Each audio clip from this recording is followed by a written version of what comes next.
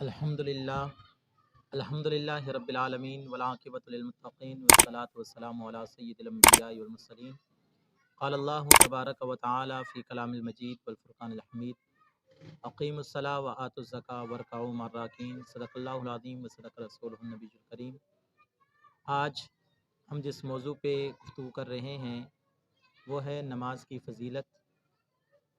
اللہ تبارک و تعالی نے قرآن پاک کے اندر جا بجا نماز کا ذکر فرمایا کہ اقیم الصلاۃ، نماز کو قائم کرو، وآتوا الزکاۃ، اور زکوٰۃ ادا کرو، ورکعوا مع الراکعین، اور رکوع کرو رکوع کرنے والوں کے ساتھ۔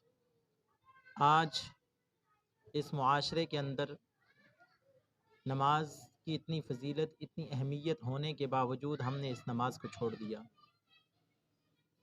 جب تک ہم نماز کو اپنا زندگی کا معمول نہیں بنا لیتے، جب تک ہم نماز کے اوپر پابندی سے عمل پیرا نہیں ہو جاتے، نماز پابندی سے ادا نہیں کرتے، تو پھر ہمیں زندگی کے اندر تکالیفیں، پریشانیاں رہیں گی۔ اگر ہم یہ چاہتے ہیں کہ زندگی کے اندر راحت ہو، زندگی کے اندر سکون ہو، ہمیں کسی کے سامنے ہاتھ نہ پھیلانا پڑے، کسی کے سامنے سر نہ جھکانا پڑے، تو پھر ہمیں چاہیے کہ ہم نماز کی پابندی کریں۔ جب نماز پڑھیں گے، نماز ادا کریں گے، اللہ کے حضور سجدہ ریز ہوں گے، تو ہمیں پھر کسی کے سامنے سر نہیں جھکانا پڑے گا۔ جو انسان اپنی پیشانی کو اللہ کے حضور جھکا دیتا ہے، جو اللہ کے حضور سجدہ ریز ہو جاتا ہے، پھر وہ بندہ کسی بندے کا محتاج نہیں رہتا۔ سامعین محترم، کریم آقا صلی اللہ علیہ وآلہ وسلم نے ارشاد فرمایا، جب کوئی انسان وضو کرتا ہے اس ارادے، اس نیت کے ساتھ کہ میں نماز ادا کروں گا، تو میرے کریم آقا صلی اللہ علیہ وسلم نے فرمایا کہ وہ جیسے ہی پانی اس کے جسم کے ساتھ مس ہوتا ہے، اللہ تبارک و تعالی اس بندے کے گناہوں کو معاف فرما دیتا ہے۔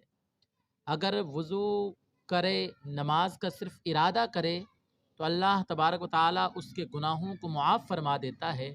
تو جب وہ نماز پڑھے گا تو اللہ تعالی کتنا اجر عطا فرمائے گا۔ حضرت سلیمان فارسی رضی اللہ تعالیٰ عنہ فرماتے ہیں کہ ہم آقا کریم علیہ الصلوۃ والسلام کے ساتھ جا رہے تھے، موسم خزاں تھا۔ فرماتے ہیں کہ آقا کریم علیہ الصلوۃ والسلام نے ایک درخت کو جھاڑا اور اس کے سارے پتے گر گئے۔ موسم خزاں تھا، پتھر جھڑ رہے تھے، تو عرض کرتے ہیں کہ یا رسول اللہ صلی اللہ علیہ وسلم یہ معاملہ کیا؟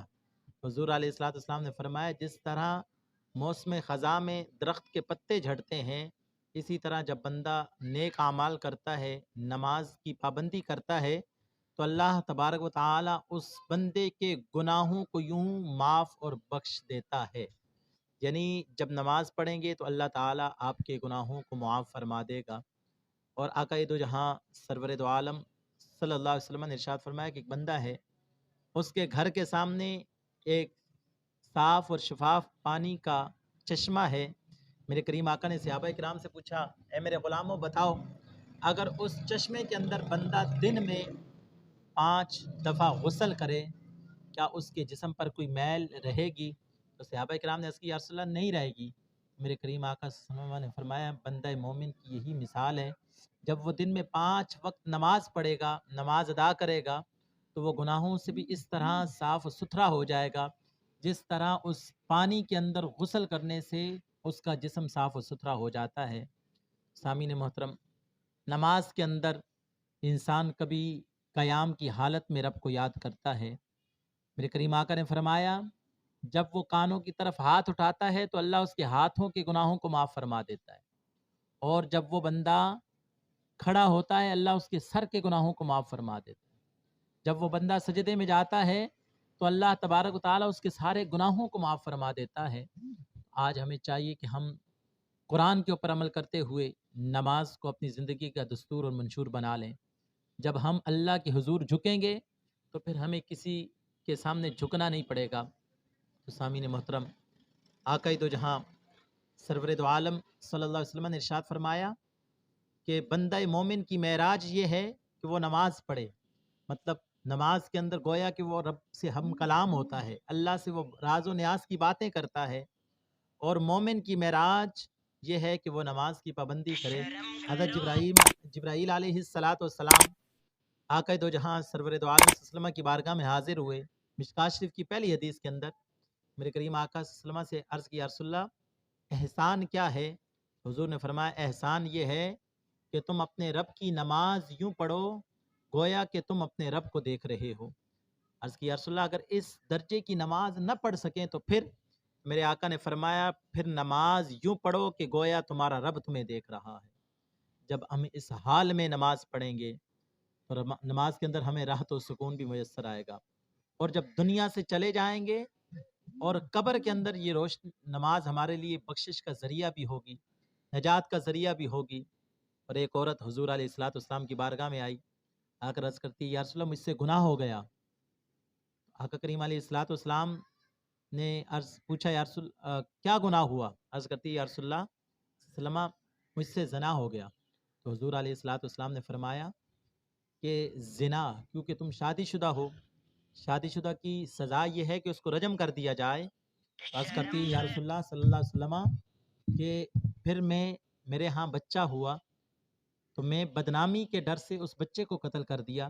تو میرے آقا نے فرمایا قتل کی سزا قتل ہے۔